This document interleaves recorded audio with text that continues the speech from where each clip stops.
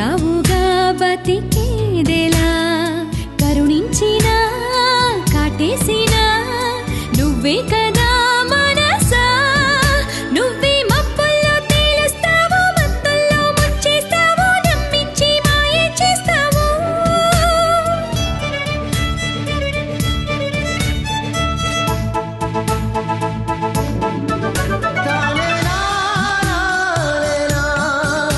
అవునంటూ కాదంటూ రేపేవో కలవరమే ఆరాటమే అను నిత్యము సంతోషం సంతాపం నీ బొమ్మ బొరుసులుగా ఆడేవులే ఒక నాటకం ఓర్పువై ఓదార్పువై ఓడితే నీ తూర్పువై కష్టాలనే మరి ఇష్టాలుగా మలిచేవుగా మనసు చూడతరమా మనసు చూడతరమా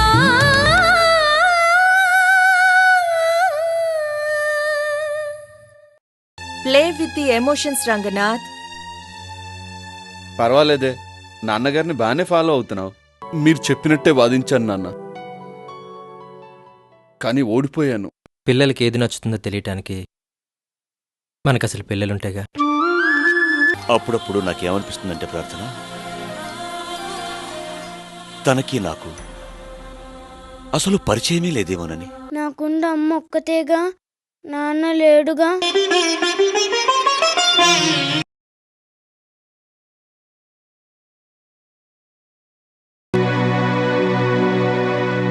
నిన్ను కావాలనుకునేవాళ్ళు, నీ గురించి ఆలోచించేవాళ్ళు ఇంకా ఎంతోమంది ఉన్నారు ప్రార్థన. వాళ్ళ గురించి ఒక్క నిమిషం ఆలోచించు.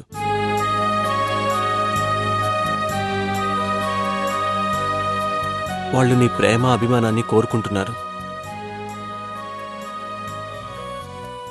ఎస్, నాకు మా నాన్న తర్వాతే ఏదైనా ఎవరైనా. ఆయన ఎప్పుడూ ఏ తప్పు చేయరు. He is a perfect gentleman. నీ దృష్టిలో ఆయన తప్పు చేయకపోయి ఉండొచ్చు, కానీ వేరే వాళ్ళ దృష్టిలో అది తప్పై ఉండొచ్చు. అదెలా సాధ్యం? న్యాయం అనేది అందరికీ ఒకటే. అలా చూస్తే పల్లవక్క చేసింది కూడా ముమ్మాటికి తప్పే.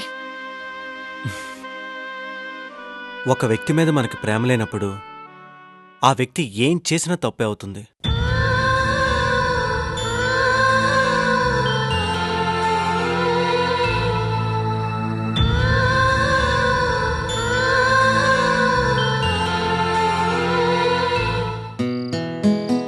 తననా తననా తానా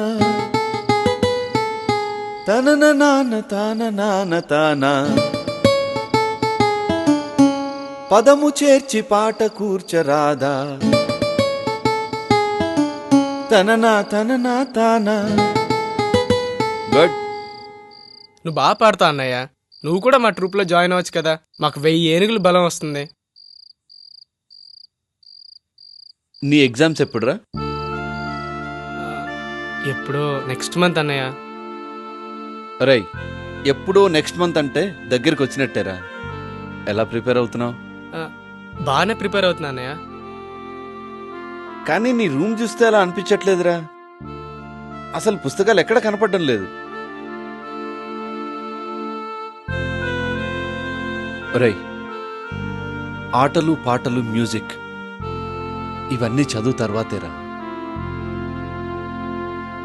చదువుకుంటేనేరా భవిష్యత్తు. నేను మ్యూజిక్నే భవిష్యత్ చేసుకుందాం అనుకుంటున్నా అన్నయ్య.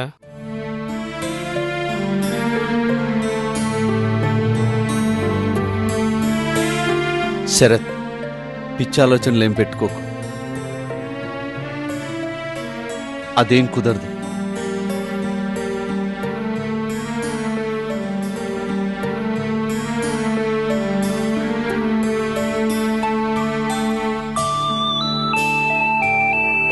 నువ్వు కూడా నాలా మాట్లాడుతావు ఏంటన్నయ్య?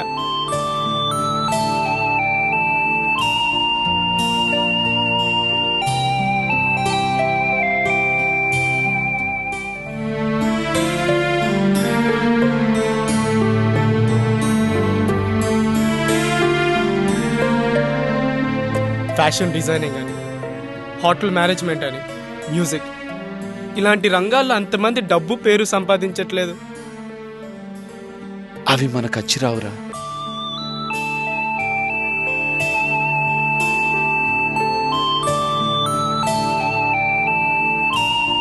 నాన్నగారు నీ మీద చాలా ఆశలు పెట్టుకున్నారు. నిరాశపరచద్దు. ముందు చదువు, తర్వాతే ఏదైనా. ఓకే?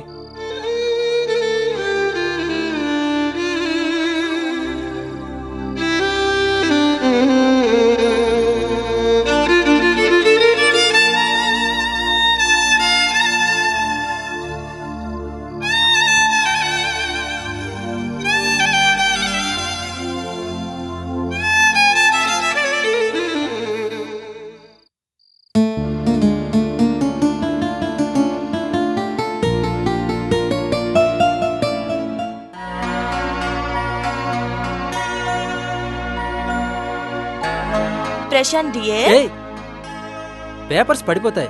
పడిపోని అయితే నాకేంటి? అది సరే గాని కళ్ళు మూసుకొని నోరుతారు. ఏంటలా చూస్తున్నావు? నిన్నే. ఆహా, నేనెంత అదృష్టవంతున్నచ్చు. ఈ లోకంలో భార్యలందరూ తమ భర్తల్ని నోరు మూసుకోండి అంటుంటే నా భార్య నన్ను నోరు తెరు అంటోంది. అసలు ఇది కళా నిజమా? ఓవర్ యాక్షన్ ఆపి ముందు చెప్పింది చేయండి.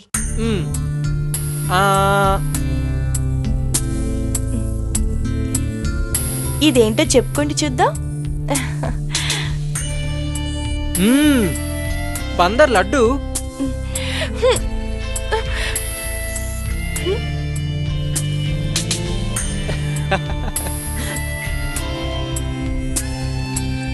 సారీ డియర్, ఊరికి నేను నేర్పించడం కదా అన్నాను. అది గులాబ్ జామ్. Thank you. గులాబ్ జామ్ అంటే ఎందుకంత ఇష్టం? అదా చెప్పనా? ఈ చక్కెర పాకం ఉంది చూసావు, అది నీ ప్రేమ అన్నమాట. ఇక ఈ గులాబ్ జామ్ నేను నీ ప్రేమనే చక్కెర పాకంలో మునిగి కరిగి. గ్యాస్. తమరికి నిజంగా నా మీద ప్రేమే ఉంటే నాకిప్పుడు బయటికి వెళ్ళాలని ఆశగా ఉంది. తీసుకెళ్ళొచ్చుగా. హలో, ఆశలనేవి మీ ఆడవాళ్ళకే కాదు, మాకు ఉంటాయి. నేను ఇప్పుడు నా ఆశ నెరవేర్చుకోబోతున్నాను. ఇందాక నుంచి చూస్తున్నాను, ఏదో దేవుడికి నైవేద్యం పెట్టినట్టు అలా రుచి చూపించి మొత్తం నువ్వే తినేస్తావేంటి? అదంతా నాకు తెలీదు.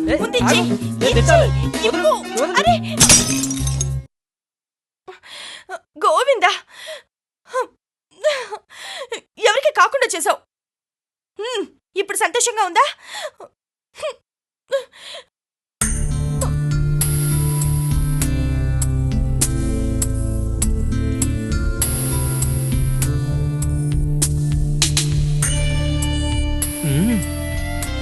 చాలా బాగుంది. గులాబ్ జామ్, గులాబ్ జామ్.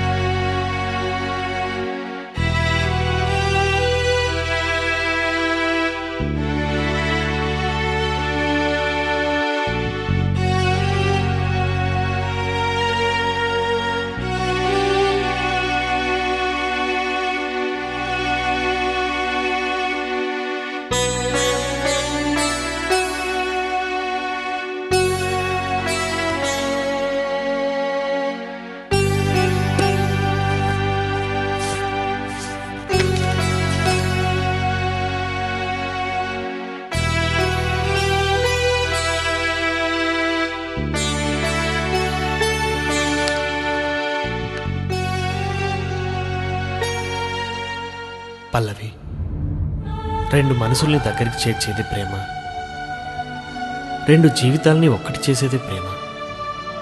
ప్రేమ ఒక నమ్మకం, ప్రేమ ఒక వరం. కానీ ఆ వరాన్ని పొందే అదృష్టం నాకు లేదేమో. అంతస్తు అనే మహాసముద్రానికి అవతల నేను, యువతల నువ్వు. కలలు కనడమే కానీ కలిసి బతికే అదృష్టం నాకు లేదేమో.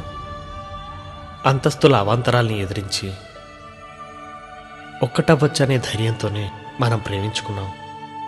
కానీ ప్రేమ కోసం, నా కోసం మేడలో ఉండి నేను నా హృదయంలో బంధించడం ఎంతటి పొరపాటో ఈరోజు నాకు తెలిసింది. ఇది ఒక పిరికి ప్రేమికుడిగా రాయడం లేదు. ఒక్కటి మాత్రం నిజం, నీ మీద ప్రేమ లేకో, ప్రేమ చచ్చిపోయో నేను నీ నుండి విడిపోవడం లేదు. జీవితంలో నేను ఎవరినైనా ప్రేమించాను అంటే అది నిన్నే. ఇక ముందు ప్రేమిస్తాను అంటే అది నిన్నే, కేవలం నిన్నే పల్లవి. నా కోసం ఆలోచించకు, వెతక్కు. సూర్య.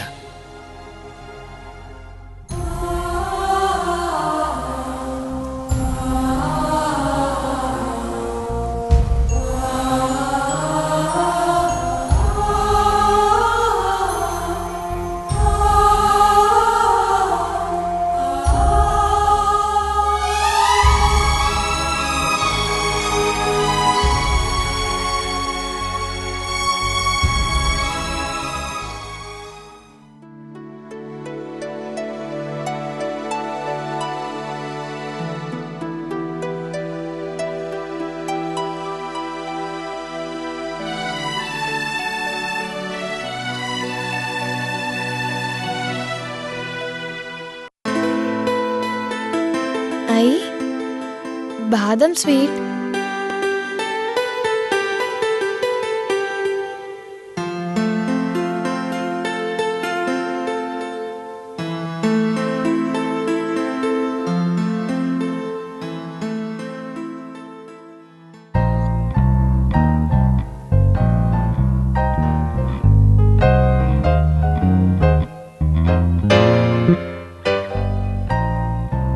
శాలిని,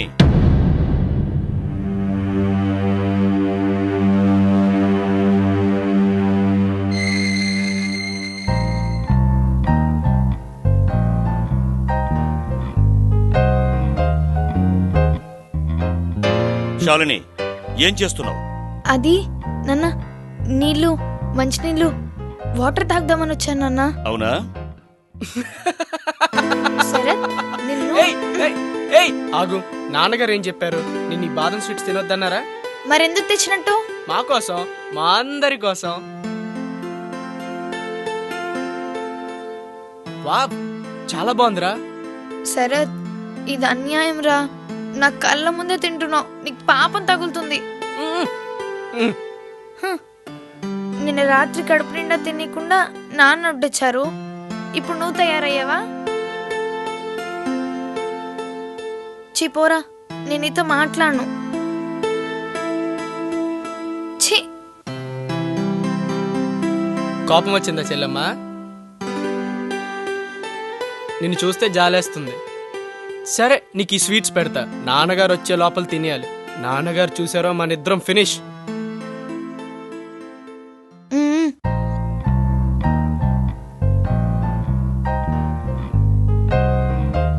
చిపో, నువ్వే ఉంచుకో. అయ్యయ్యో, చిన్నపిల్లలకి ఎంత త్వరగా కోపం వస్తుందో అంత త్వరగా వచ్చేసింది నా బాండానికి. సరే, ఈసారి తీసుకో. నిజంగారా? థ్యాంక్స్ రా. నీకు పెడతాను, తిను. జాగ్రత్త, గొంతు గడ్డం పడుతుంది.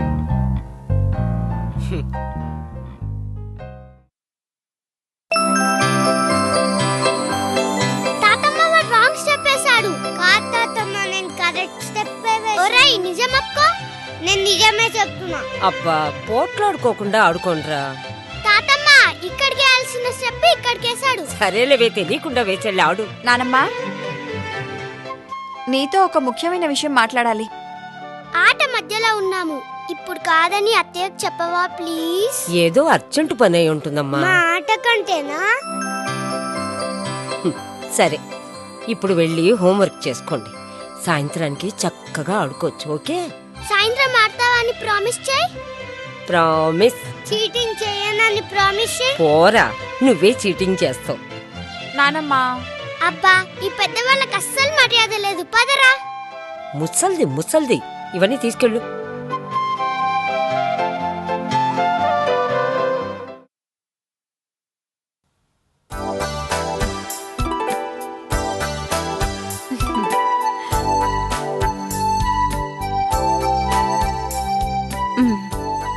ఇప్పుడు చెప్పు, ఏమిటి విషయం? నీ పరుపు ఎంత బావుందో. ఇదేనా నువ్వు చెప్పాలనుకున్న విషయం? మ్మ్హ్మ్. పిల్లల్ని నేను సతాయిస్తుంటే వాళ్ళని బయటికి పంపించడానికి ముఖ్యమైన విషయం చెప్పాలని అబద్ధం చెప్పాను. అమ్మ దొంగ. అమ్మ కూడా ఇలాగే అనేది. అవును, నీ కొడుకు ఉత్సవం ఎక్కడా? ఇంకెక్కడా, ఇంట్లోనే ఉన్నాడు. వాడిని ఇంట్లో వదిలేసి నువ్వు ఇక్కడేం చేస్తున్నావు? నానమ్మా చూడు, వాడికి నీ అవసరం ఎంతైనా ఉంది. చిన్న పిల్లవాడు. ఇంట్లో అత్తయ్య మావగారు ఉన్నారుగా. ఇలా రా. వాళ్లదేదో కాసేపు మనవుణ్ణి ఆడించే వయసే కాని బాధ్యతగా పెంచే వయసు కాదు. వాళ్ళకా ఓపిక ఉండదు. చూడు, నువ్విలా ముప్పొద్దులా నాన్న చుట్టూ తిరగడం ఏం బాగలేదు. ఇది నా ఇల్లు. పెళ్ళైన ఆడదానికి నా ఇల్లు అంటే భర్త ఇల్లే.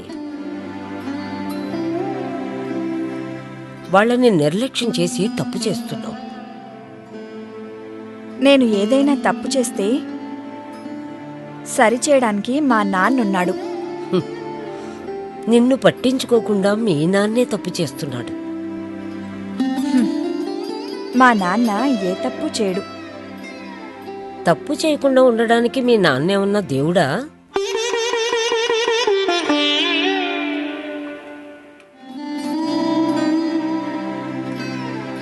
నీ కొడుకు తప్పు చేస్తే సరైన దారిలో పెట్టడానికి నువ్వున్నావుగా. మాట దాటడంలో చాలా తెలివైందానివే.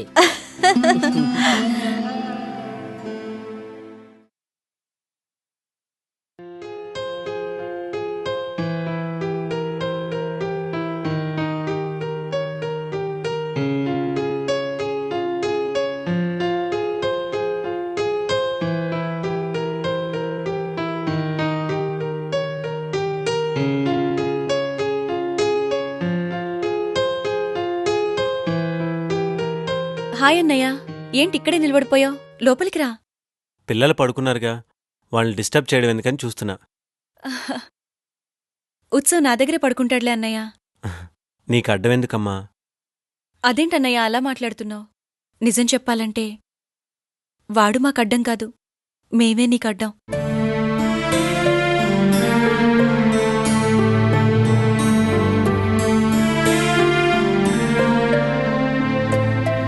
పద్మిని, ఇంకెప్పుడు ఇలా మాట్లాడుకు.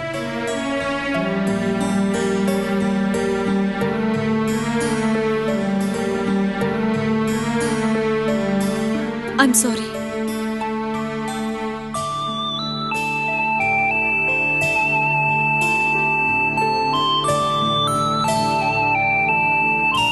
హాల్లో లైట్ వెలుగుతోంది, నేను లైట్ ఆప్ వస్తానన్నయ్య. పద్మిని, నువ్వు రోజు ఆఫీస్ నుంచి లేటుగా వస్తున్నావు. మా ఆఫీస్కి కొత్త బాస్ వచ్చారు. కంపెనీ లాభాల్లో నడుస్తోంది, నాకు ఓవర్ టైం దొరుకుతోంది. ఉద్యోగం పేరుతో నువ్వు ఇంత కష్టపడ్డావు అవసరమా? నీకు నేనున్నాను కదరా. ఎంతకాలంరా? జీవితాంతం. అన్నయ్య, ఇలా అంటున్నా నన్నేమనుకోవద్దు.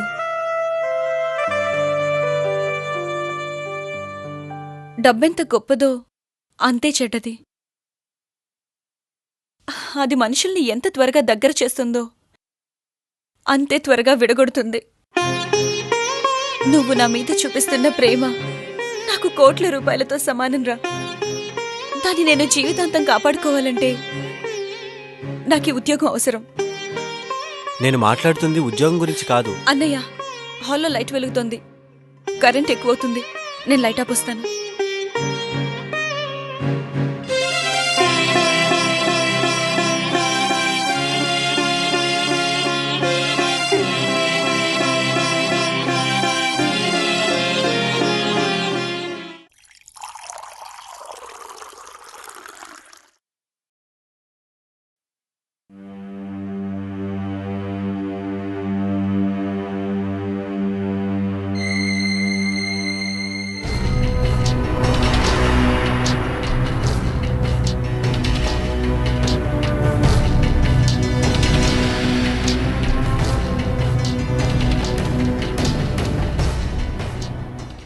పల్లవి, నువ్వు? న్యాయాధీశులైన గౌరవనీయులైన రాజశేఖరం గారు, అసలైన కేసుకు సంబంధించిన వాదోపవాదాలు ఇప్పుడు మొదలు కాబోతున్నాయి.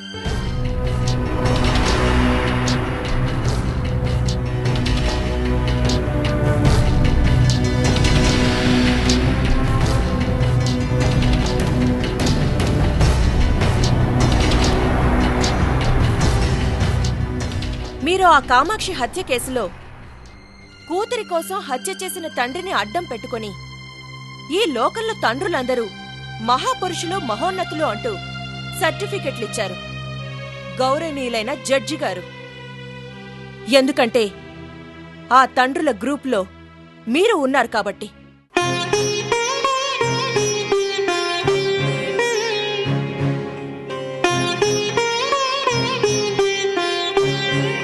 Am I correct?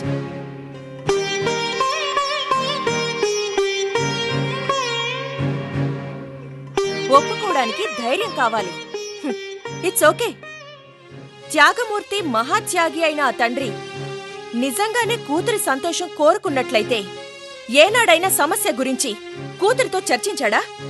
తను ఏం చెయ్యాలనుకుంటున్నాడో, ఏం చేయబోతున్నాడో ఆ కూతురికి ఎప్పుడైనా చెప్పాడా? ఆమె అభిప్రాయం ఏంటని ఎప్పుడైనా తెలుసుకున్నాడా?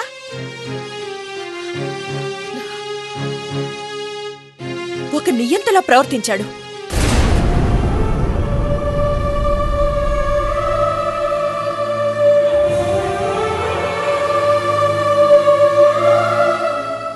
నువ్వంటే నాకెంత ఇష్టమో తెలుసా?